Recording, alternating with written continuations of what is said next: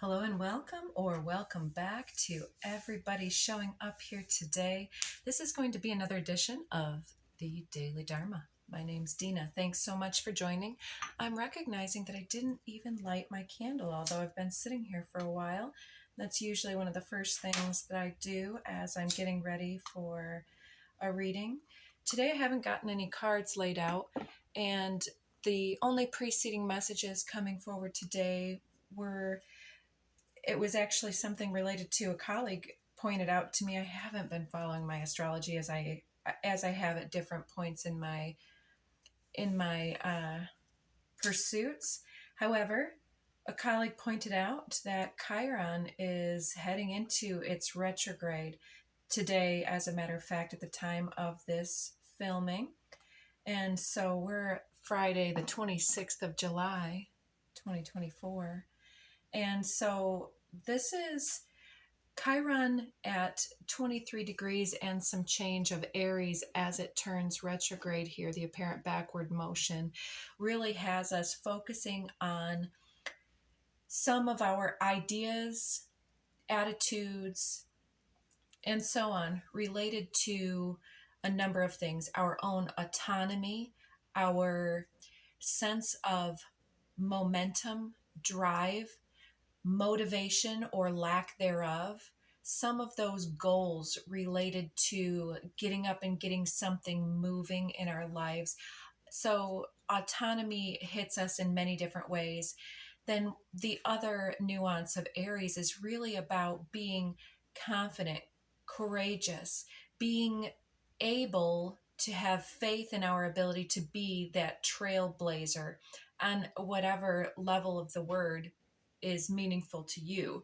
So you could be completely transforming something that's gotten into a rut, problem solving to overcome an obstacle, whether that's in a personal connection, in a business matter, or even your financial health, because this can hit each of us in different areas of life and in different areas of our person, in our identification as this person, this identity, because Aries is all about our right to exist and our right to really take up space. Now, Chiron will be retrograde in Aries until virtually the end of this year. So about 3 days before the end of the year, what is that, the 28th or so, 29th, then Chiron will be hitting the station for direct movement. And this should be a phase now of renegotiating, recognizing what is still left to do, where we want to go. Are we hitting the right stride in our different objectives and goals? Are we who and what and where we wish to be for the next leg of the journey? All of these various different things coming through. So as that pertains to today's reading, we shall see. Let's throw out a couple cards. Let's start with the Sacred Geometry Activations Oracle cards and see what elements or activations we're talking about today. Here's one, Divine Feminine. I like that. Especially Aries is more of the masculine essence with that cardinal, fiery, beginner leader type energy, very assertive and proactive, and doesn't wait for other individuals to give permission. So the Divine Feminine coming out first is perhaps also softening those aspects of ourselves where we've been a little bit too assertive, too aggressive, because there are probably various areas of life where we've been meek, in other areas where we've kind of been a bulldozer in some way or another. You know, I'm even thinking in my head about, for instance, times where with my daughter or with my pets, where I can really get myself into a mode of, no, I'm the one that everybody has to follow my rules. So however that hits your life, Aries is a bit about ego and the ways that we can either clash with each other or synergize with each other, or somewhere in the middle. Like, for instance, the thing stepping forward with my daughter is that, when we work on a project, we both have different ideas. We've both looked at things through a different lens, and then we come together and she's like, hey, let's give our chicken a bath in the tub in the house. And I'm like, not gonna do it. There's other options. So that's just one funny example, but you can apply that in many different ways. We can have even quite serious situations where people are coming from different situations and different mindsets. And is there the ability to connect and to co-create in some way, or are we both in a habit of digging in the heels and my way or the highway type thinking? And so throughout the rest of the year, I think we're going to be encountering those aspects mirrored from self into others, into our relationships, dynamics with friends, family, coworkers, and so on, and romantic partners, and how those elements of self-control, self-possession, self-actualization, where we actually proactively go out and seek for our growth and our development and seek for our own accountability here, and not in a shaming way, because with Chiron retrograde, that self-doubt may come up as far as like, well, do I have permission to do this thing? Should I do that? Should I go and should I poll 100 of my friends and get 100 different answers? Or can I truly clue into my authentic heart space and really feel intuitively what lights me up and what weighs me down? Let's see these other two that just popped out face down. I love it.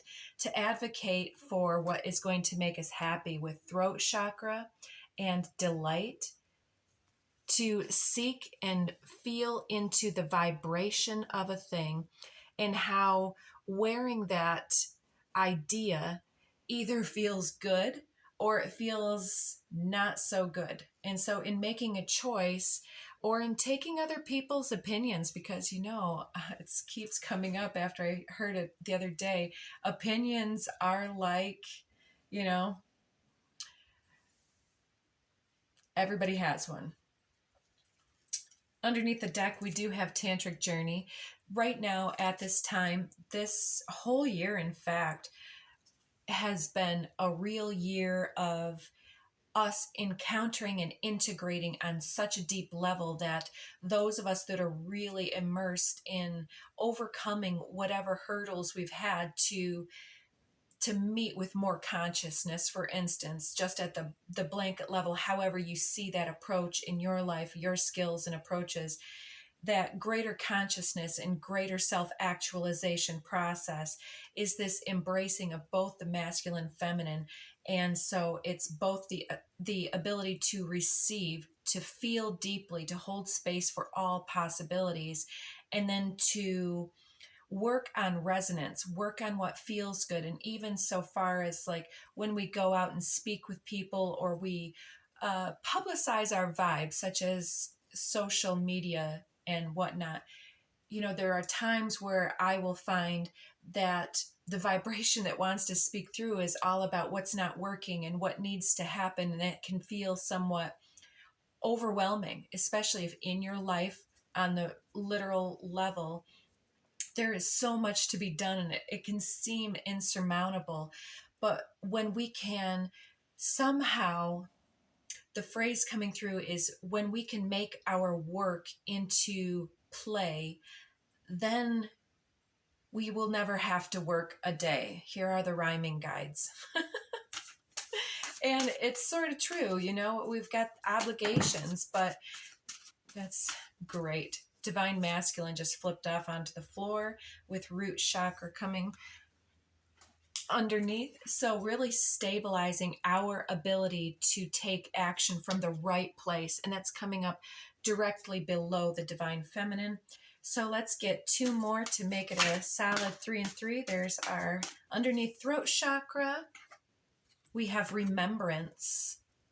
So this is also hitting me in a number of ways. Sorry, I've readjusted my lights in here. And now we've got this shadow light play going on. It's so different. I don't know if I like that or not. So I don't know.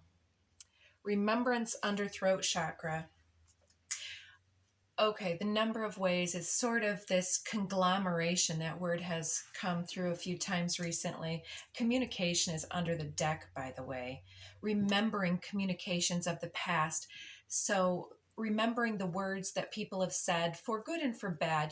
Maybe one individual has really displayed one type of characteristic that steps through in a positive way.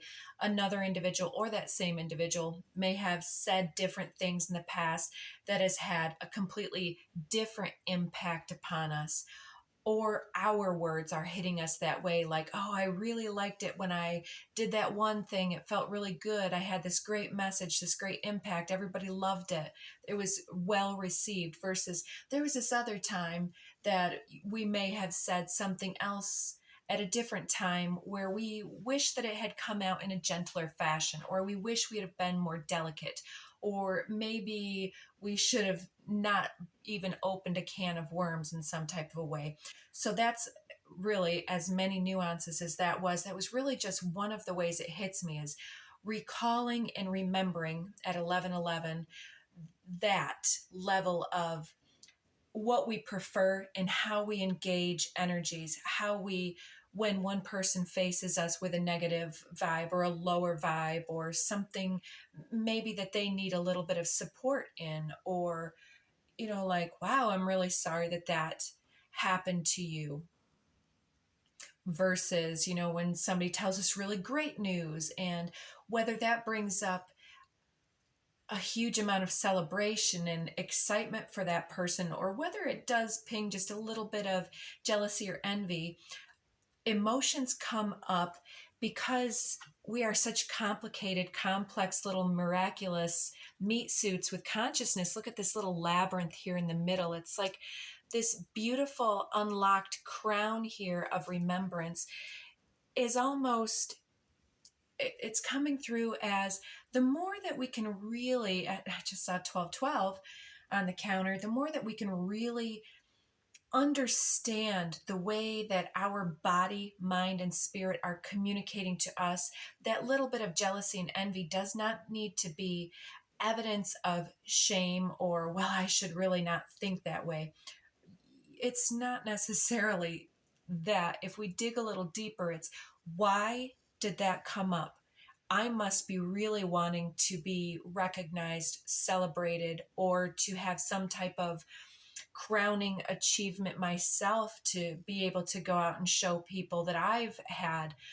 Well, I'm here to remind us in this moment that there are little things that we can celebrate every single day. So, even if at first it might come through as some type of sarcastic remark, like, well, I'm still breathing, and saying it in some type of jovial way, I'm hearing, it's it can be sarcastic. It can still be like, yeah, well, they're still on that negativity train. But as long as you make it into, I'm still kicking, there's still something, and what can I do for myself today type of a mentality. So maybe some of you have been feeling drained, dragging, lacking momentum.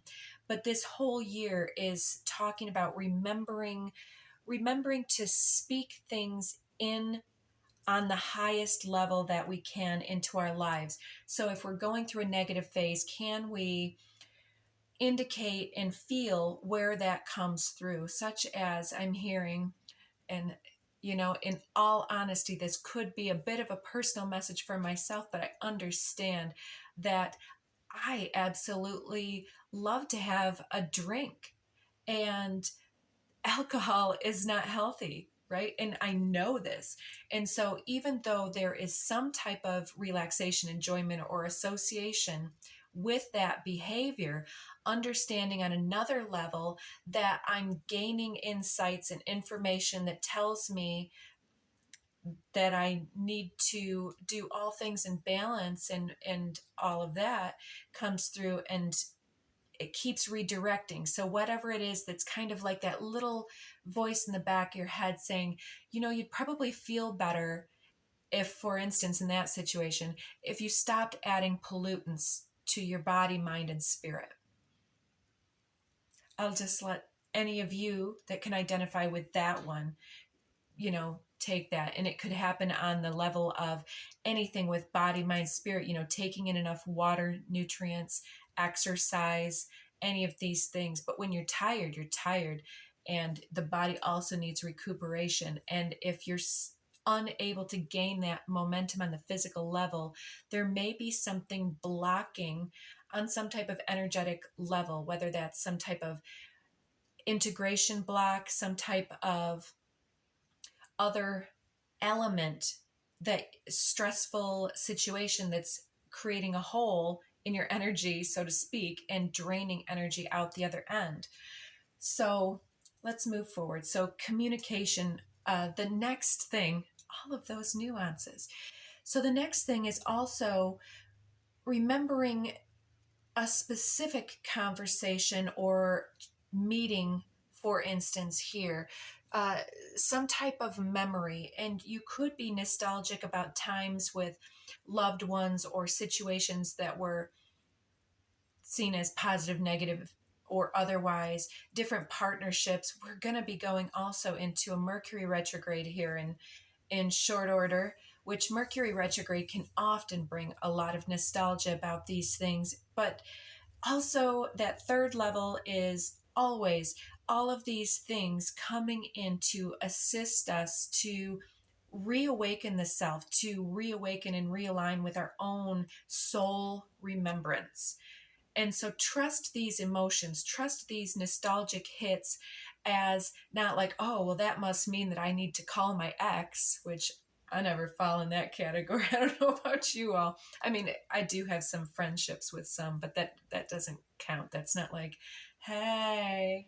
So guard yourself. If you've moved away from something, it's probably for a reason.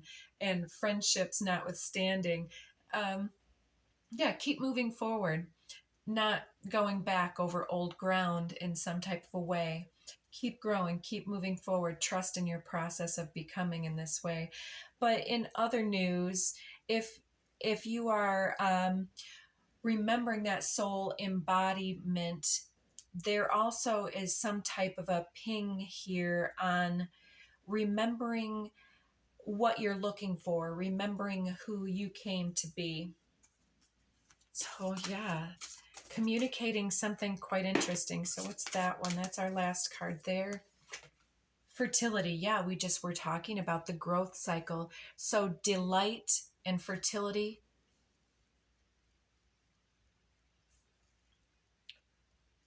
That's interesting. So being able to grow, yeah, alchemy too.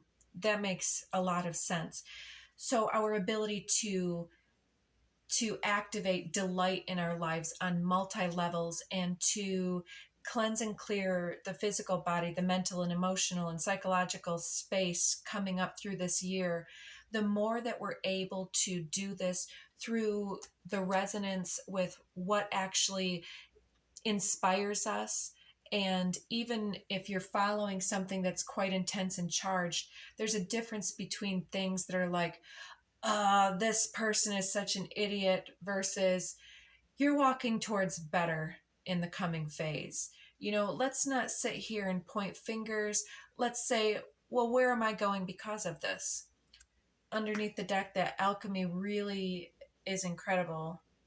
I think for this whole year, this 8, this alchemical strengthening of your resolve, strengthening of your tantric embodiment, your soul embodiment, and the remembrance right dead center here with the throat chakra is our ability to really identify the codes, perhaps latent, dormant, lying there in wait for us to activate those elements and aspects of self. And this is something that's lighting up our soul blueprint, and that activates the DNA, and it actually can and does create physical changes in the body and therefore in the reality. So I'm splitting the deck to allowance. So allowance to me is the 9, as I'm just noticing. 8, and 9 in order here. So the 9 is all about the ability to receive. Under alchemy is passion, and under allowance is the realization. Yeah, the realization of how to channel our passion in a very positive way, because if we want positive things to come our way, we really need to focus in a positive, proactive direction. I'm seeing these couple of cards here, this and this. Okay. Mediumship, return of spirit has been coming out quite a bit with that, and up. I almost can never unsee the phallic imagery here, but right now, in addition to that, when I look at it in the camera, I'm seeing the whitish here as like a face, and then some big sleeves coming around, like when you see the imageries of when they have this big robe and they tuck their two hands, and then the drape of the robe is almost connected here, like maybe ancient Chinese depictions or something where they have some type of sage kind of standing up there. But for me, it's talking about the Shakti energy rising and the return of spirit in the mediumship, as then that Shiva energy coming down. It's so much this year coming up with that tantric energy of the real return of both the masculine and feminine. And it's incredible that we have all of this on the board here. So under the deck here, we have integrity. And what is this? Feline keeps showing itself in the cards. And caretaker. Look at that color palette, by the way. A lot of golden light code activations can be having a lot to do with the Sirius B alignment here coming up. Fairy magic, fearless, and feline. So, and under integrity, right order. I'm going too deep there. Yes, this Lionsgate portal on 8/8, I've talked quite a bit about it. I don't want to put too much more energy into it, but it's being called out again, talking about that if we can continue to purify and to prepare mind, body, and spirit, there are some big download energies, some huge activation energies between and within our own sovereignty here, our own ability to choose what we allow into our space, mind, body, spirit, and then to activate and create new momentum, perhaps in a new direction, or to accelerate something that's been in process for some time here.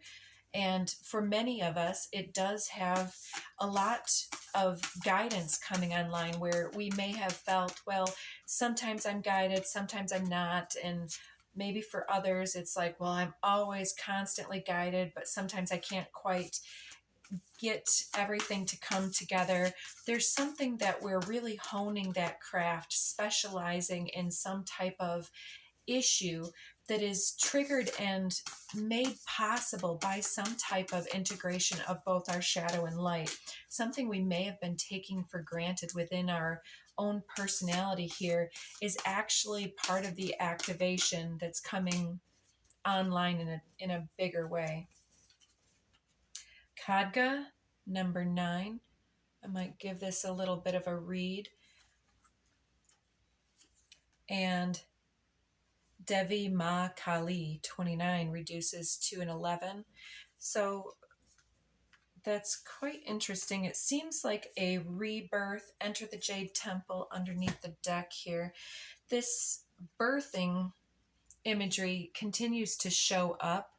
And again, for those that have not heard the disclaimer, it does not have to be a physical birth, but it absolutely can do with the rebirth of self, the reconnection with the inner child, and it can do with your children. And more importantly for all of us, it has to do with the what we're putting into this world. What are we lifting up? Yes, return of spirit. I'm just throwing this out there, and perhaps it's something that many of you have been getting too, but personally, I've somewhat doubted this message, but I seriously, I feel as though there are going to be children coming into this time and space starting this year, particularly, but maybe some previous to this. Maybe some of the parents of those children or mentors of those children to come are really coming online with some type of common focus, which seems to be the honoring of the divine feminine. And on the political level, this could definitely be whether or not whoever comes into office, definitely the consideration of the feminine in a new light, and our feelings about that arising. But I do believe this is where everyone starts to be unable to overlook the aspect of the inner feminine, the need to belong and to be cared for, and those type of things. It'll hit some people like a ton of ego, and for the rest of us, we'll be lifting up those children into the world as some type of spiritual offering. I think that these children, whether this is our brainchild of some enterprise or creation or anything, a business, it can be anything, but there's going to be new servants to humanity, I believe, and to the whole ascension process. And I think that we're being invited, this enter the Jade Temple with 11, enter into the Jade Temple. It's like enter into the area of the heart.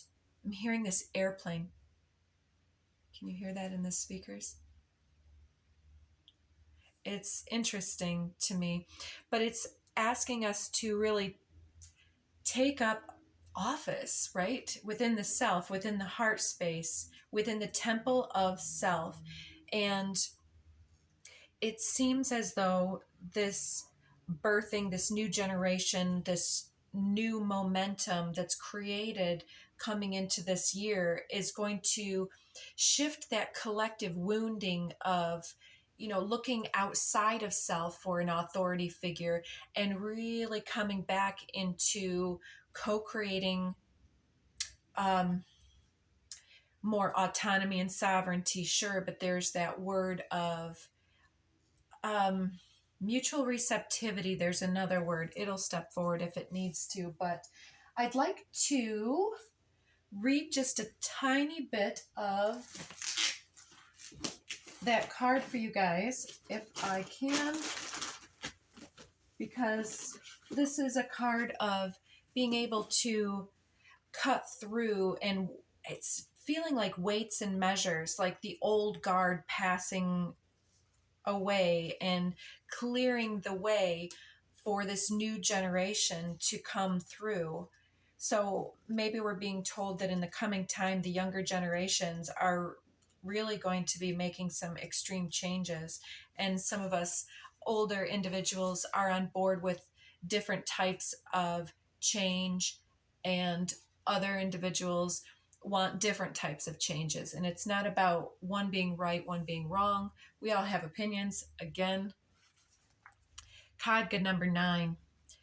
She wields the holy sword of divine severance, empowering the soul in radical letting go. She instills the courage to bear the pain of loss, and the wisdom to realize the secret blessing that can only arise when we embrace change.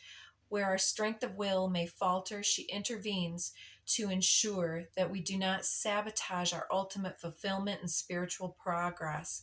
She will not allow our souls to be ensnared in any kind of deception or trapped in fear. She's the liberator, and her sword clears the path, revealing truth.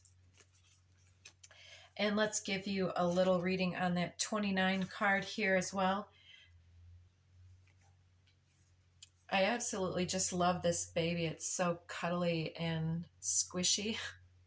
It's one of my friends' words, squishy babies and squishy old people.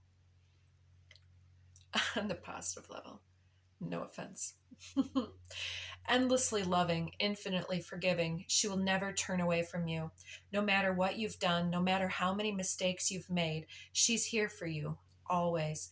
Feel the safety and sanctuary of her divine hugs. She's your soft place to fall, and your kindest and most enthusiastic advocate. Let her shift your experiences away from endless tasks and ever greater expectations into sweet relief and comforting connection.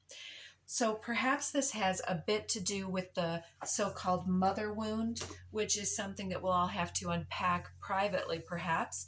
But the mother wound can come through in so many ways, either not having felt that loving, accepting, unconditionally loving, nurturing, and uplifting energy, lifting up at 3030 energy of that connection with the mother, that telepathic connection that says I'm open and unguarded with you and I can develop my intuitive gifts, versus not having that and having quite the opposite, which many of us that have had that we can detail that on our own. But getting through all of that into the ability to gift ourselves with understanding and self-love, which can sound corny and hokey to some, but on that base level, like not needing to wait for any type of external guidance, authority, or permission to understand what's right, not concerning ourselves about coming into a throng or a group of like-minded individuals necessarily that will allow us to bond with them.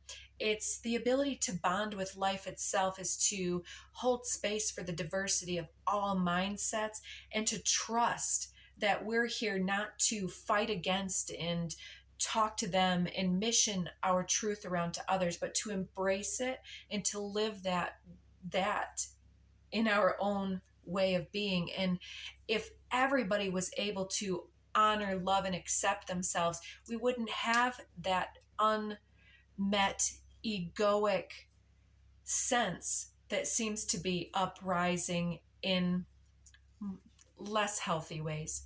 So take that as you will. We're at the end of the filming process, so I hope that you were able to get something of meaning out of that message. If not, please do consider checking out the other timeless readings that are uploaded. Whatever calls to you is the right one for you. And if not, if this is where we part, thank you so much for viewing. I appreciate you more than you know. Until next time.